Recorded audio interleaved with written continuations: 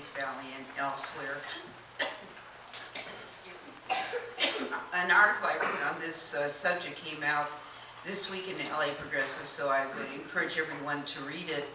I want to make a suggestion. I don't want to sound belligerent or rude in any way, but my feeling as a teacher and as a journalist that for the most part, a goodly part of the beginning of the meeting was spent with lengthy introductions, and I felt that people came here to get their questions asked and answered.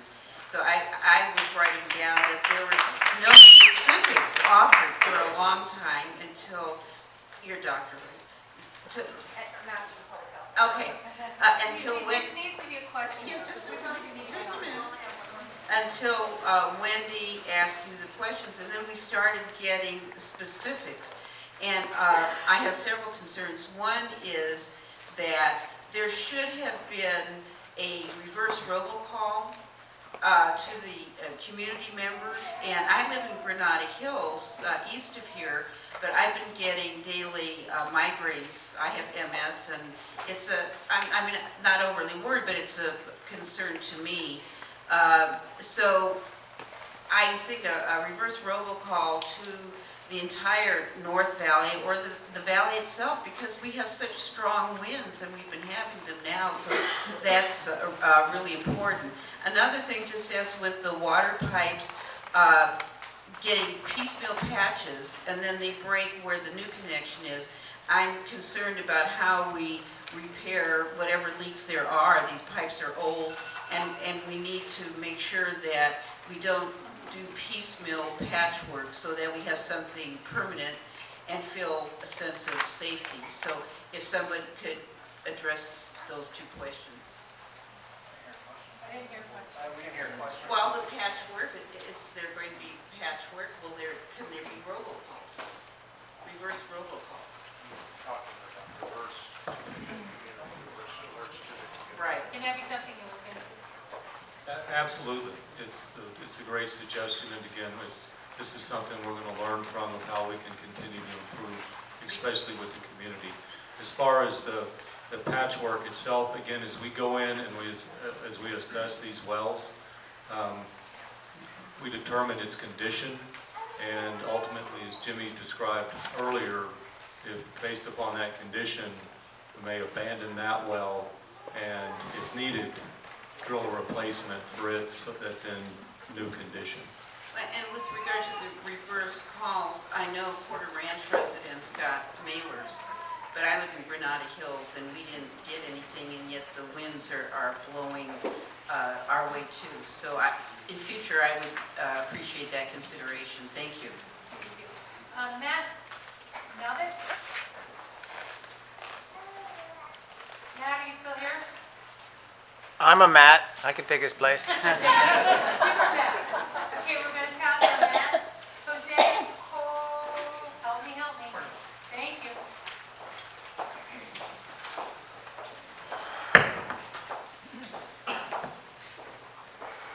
Thank you for being here. I'm one of the residents that lives in the Renaissance. We actually live in the last street on the very top of the hill. And on Saturday, a week ago, we had a birthday party with 20 kids, and it was strong enough that several of the parents there asked me, "Hey, is your stove on?" We looked around, of course, and found that none of that was on. This led on to Sundays. My question to you is, as a parent, you quickly get on the internet, thank God for the internet, and the very first thing you find out about leaks going on is explosions. And you look at San Bruno, and you realize right away that for weeks leading up to that, people called complaints.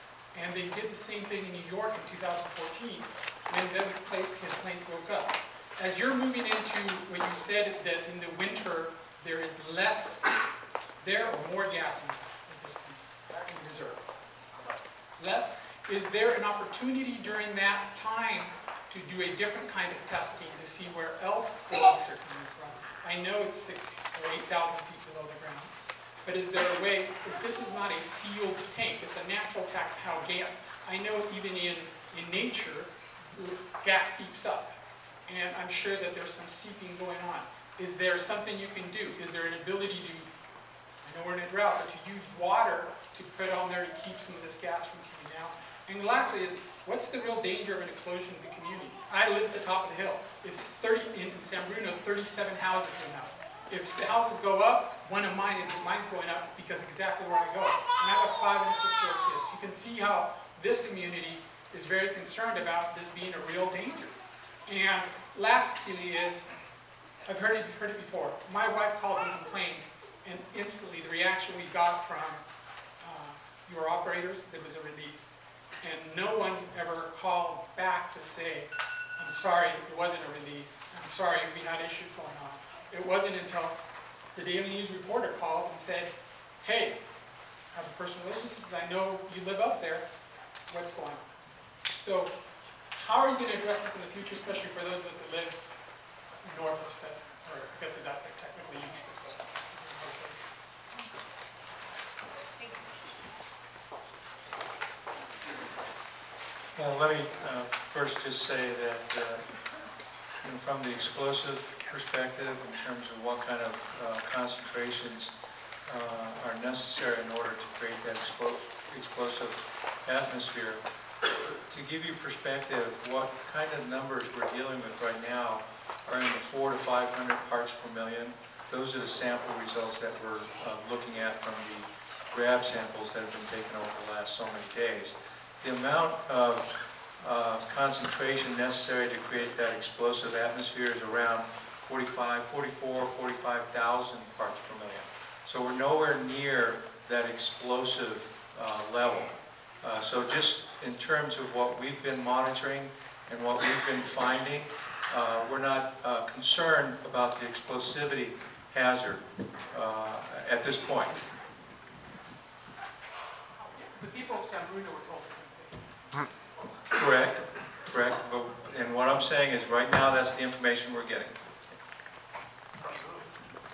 If I can add for your question on that, again, where the well is, where the leak is, from that perspective up there, if there was an ignition, the ignition would occur up there, not down here. That's where it's contained, is up there. As far as the continued assessment, and again, we acknowledge we did a poor job in communicating with all of you initially, as we understand that, or as we were understanding the event itself. That's something that we're going to continue to work to improve, and with your suggestions that you've had tonight, I think we can improve even more. Rego, can you go ahead and move up as I'm continuing to make comments? Right? And then next will be Tim O'Connor. We'll try to get everyone lined up so it goes quicker. After Ray, over Tim. Hi.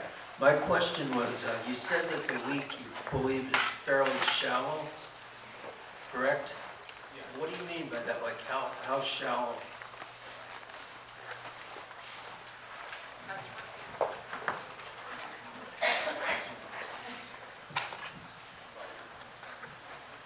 We suspect that it's somewhere around 1,000 feet in that range.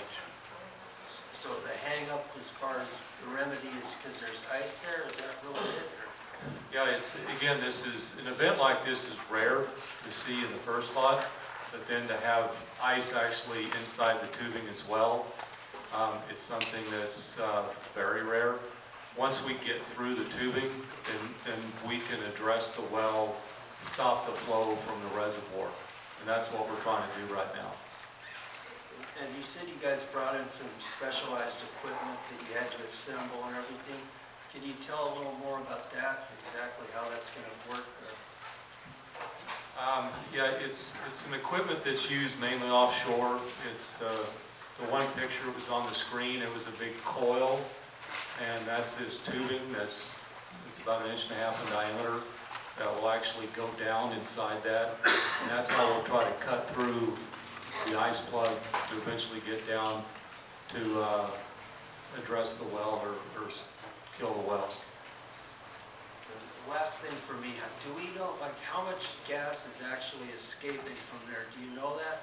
Or like, We do not at this time. That's something that we're working on from an assessment perspective. Our priority and focus right now is we want to address and stop the leak. We have different methods as far as what we'll use to try to ultimately determine the calculation on how much gas has been released, working with various agencies on that. Thank you so much. Tim, thank you.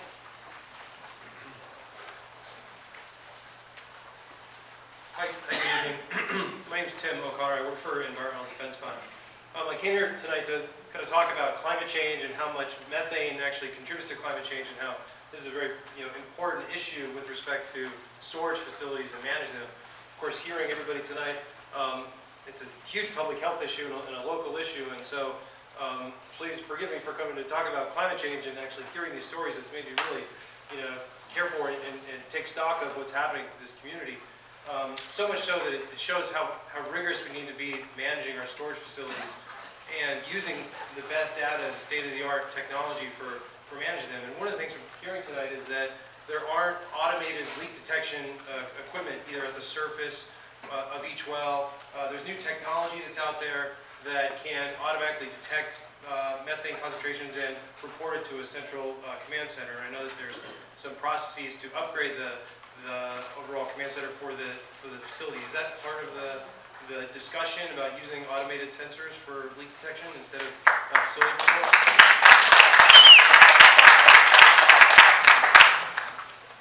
Yeah, Tim, as you know, the work that we have as far as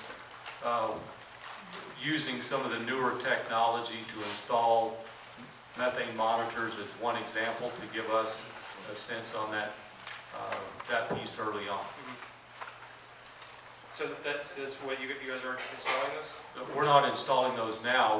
What we're doing is piloting the technology. Okay. Again, this is new technology, as you know, and we're trying to understand the best equipment that we can get and how it works for our system. One of the earlier commenters talked about a new environmental impact analysis, but really getting a little bit more rigorous.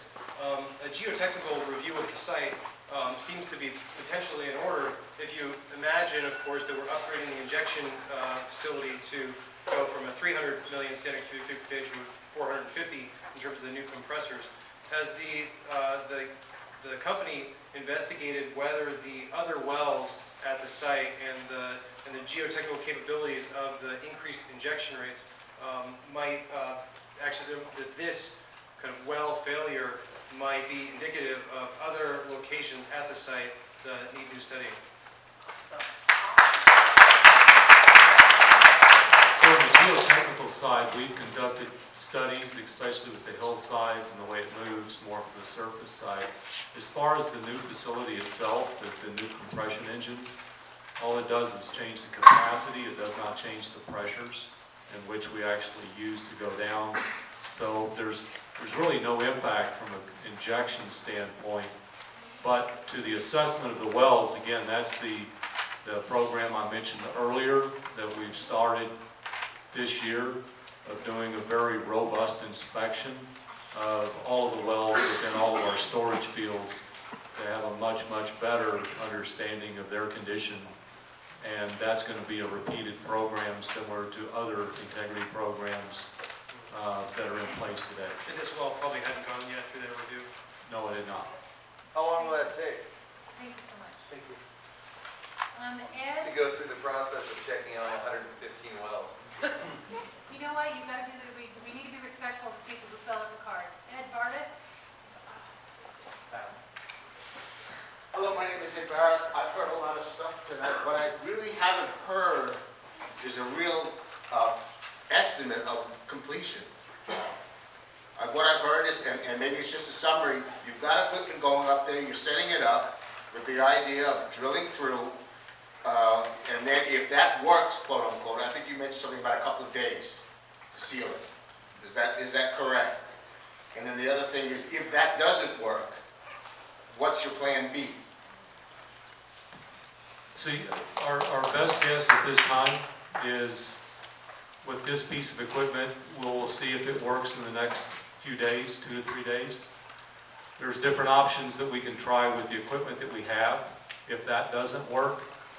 And we have, again, plans after that with a different piece of equipment that, again, working in particular with the DOG as far as using that kind of equipment that we would bring in and to try to address it at that time.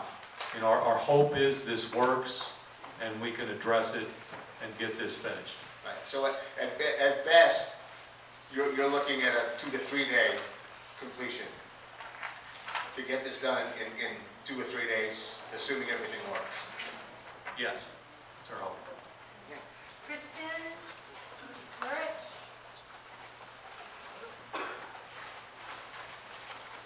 Okay. Gabrielle. Gabriel, sorry. I wasn't even gonna try your last name, 'cause that would have been really bad. I'm Gabriel Callan, Renaissance Community, via San Sabino. If and when this oil, gas, smell, etc. is resolved, what safety procedures will you be taking to prevent us, the schools and the residents from experiencing something similar? And as residents, we are all obligated to have gas shut-off valves in case of an earthquake, etc. Do you have anything similar to that? And have you ever considered having early warning systems, alarm systems, or anything similar to notify Port Ranch residents, schools, businesses if something's wrong before the mountain blows up like San Bruno, like was brought up 3 minutes ago?